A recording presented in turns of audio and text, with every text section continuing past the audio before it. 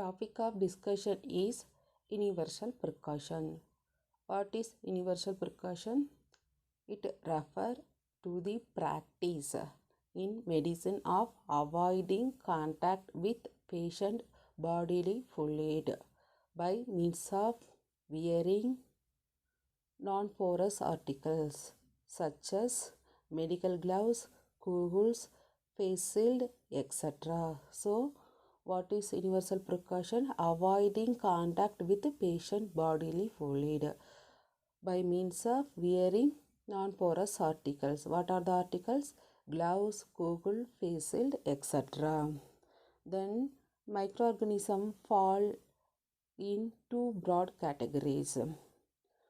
First one is bloodborne pathogen, second one is airborne pathogen. What is bloodborne pathogen? Pathogen that carried by blood. Name is called bloodborne pathogen. Pathogen that carried by air is called airborne pathogen. To prevent this disease from this pathogen, standard precaution can be taken. What is standard precaution? It is a preventive method or measure. Standard precaution containing the following things. What are the things? Hand washing, gloving, gowning, mask, protective eyewear, cap and shoe covers. All these standard precaution. After that, definition. How we will define standard precaution? Standard precaution is a set of precautionary measures including good hand hygiene practice. It remove 90% of bacteria. Hand hygiene remove 90% of bacteria and use protective measures during routine patient care carried out which are carried out by healthcare worker. Main method hand hygiene. Second one is used protective barrier. When means during routine patient care carried out by healthcare worker. Universal precaution is a term applied to treating all blood, tissue and some body fluid as potentially infectious.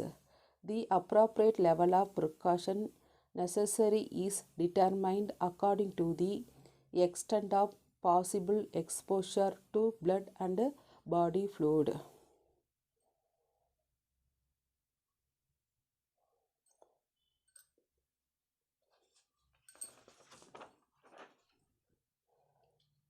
Next, body fluid to be treated with universal precaution include cerebrospinal fluid, peritoneal fluid, pleural fluid, pericardial fluid, synovial fluid, amniotic fluid, urine, semen, vaginal secretion. Another fluid containing visible blood include saliva, tissue and organs. We use universal precautions. Then using protective barrier. Common barriers are gloves, apron, mask, eye protector, caps, shoe cover and footwear.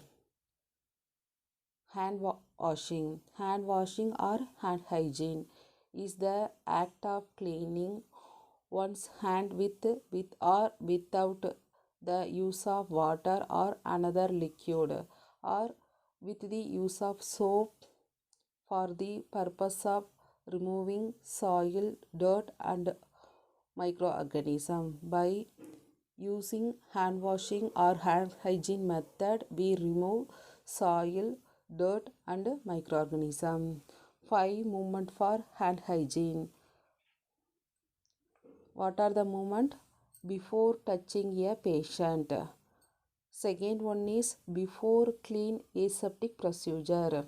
Example, patient skin using antiseptic wipes. Sterile procedure, sterilizing equipment and instrument before procedure. Keeping sterilized instrument inside plastic wrapped. Body fluid exposure risk. Suppose contact with patient body fluid, do hand wash. Then after touching of a patient, fifth movement after touching patient surrounding, we have to hand washing. These are the 5 movement using hand hygiene or hand washing. Next, steps of hand washing which include rub palm together, rub the back of the both hand. First rub the hand of one hand and other hand. Third one is interface fingers and rub the hand together. Fourth step is interlock fingers and rub the back of the fingers of both hand. Next, rub thumb in a rotating manner followed by the area between index finger and thumb. Rub fingertips on palm for both hands.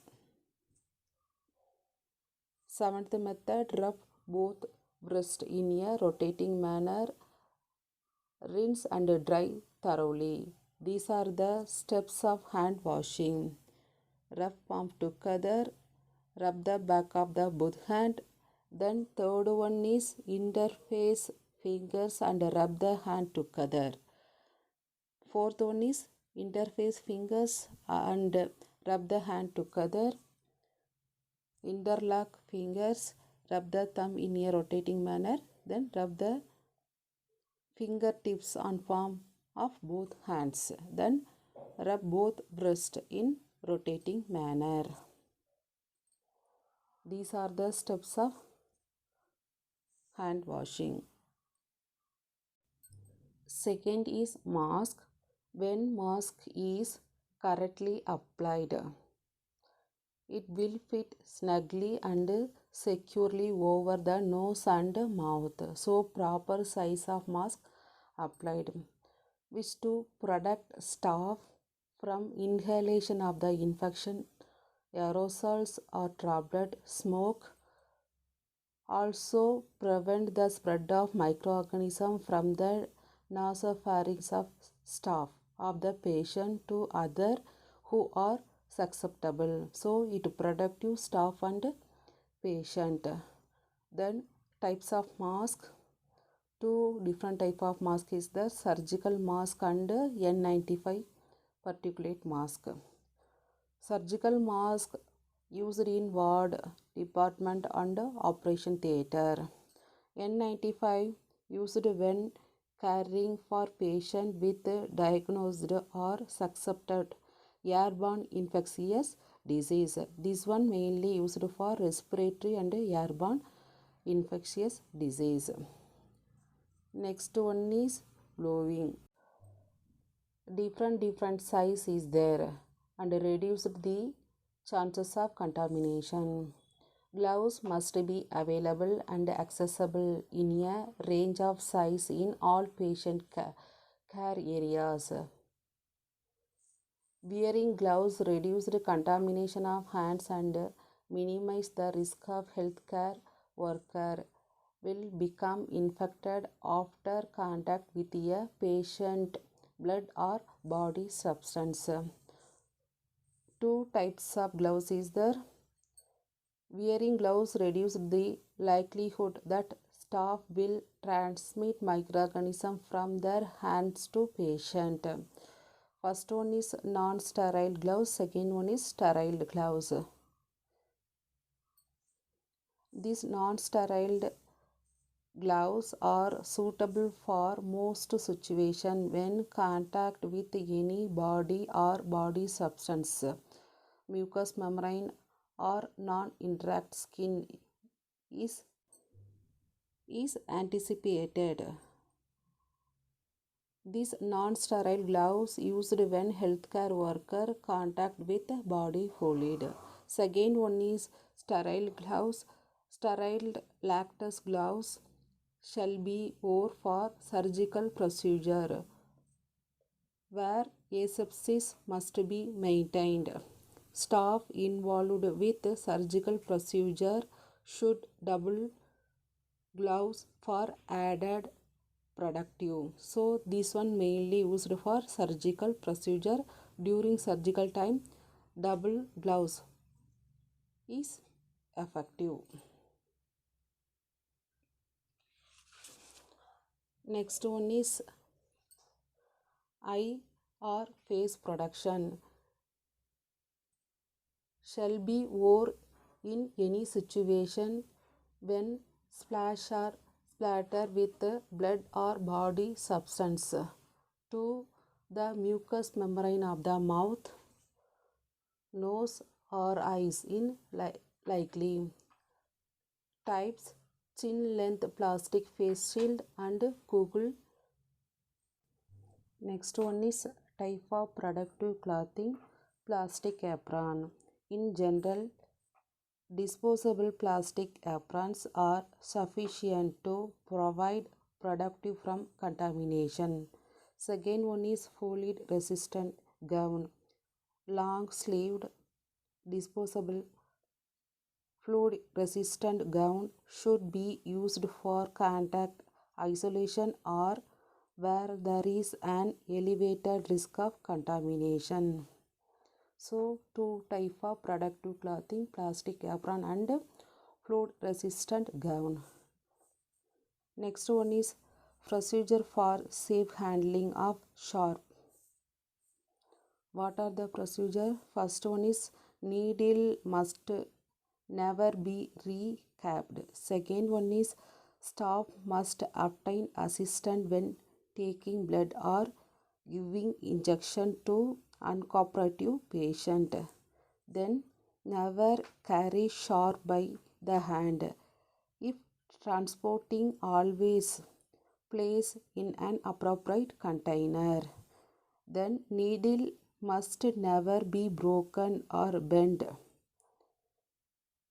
to disposal. Then needle must never be passed from hand to hand.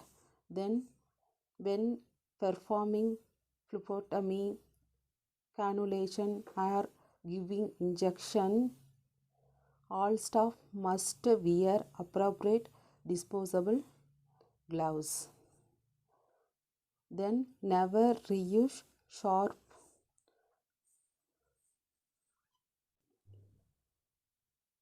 These are all about universal precaution method. Standard precaution, hand washing, universal precaution, definition,